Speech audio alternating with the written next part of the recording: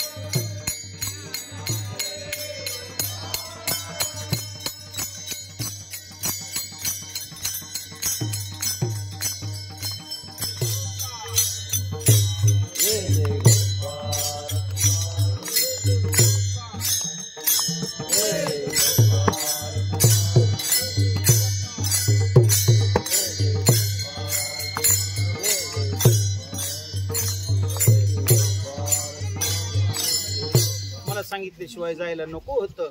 3 वेळा त्या आनंद डोहामध्ये उडी मारली. देवानं माशाचं रूप घेऊन 3 वेळा वाचवलं आणि 4थ्या वेळेला तुकोबाराला सांगितलं तुम्हाला तिच्याकरता जावंच लागणार आहे.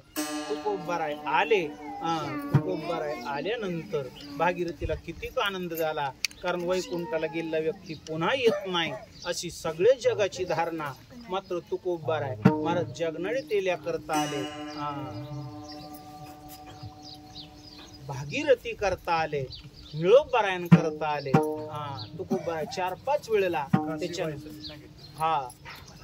काशीबाईसाठी त्यांच्या मुलीसाठी महाराज आले. या भागीरथी करता ज्या वेळेला आले त्यावेळेला भागीरथीनं शेवयाचा भात केला आणि दुधासाठी सगळे येलेवाडी थिंडली. मात्र कुणीही दूध आणून दिलं नाही.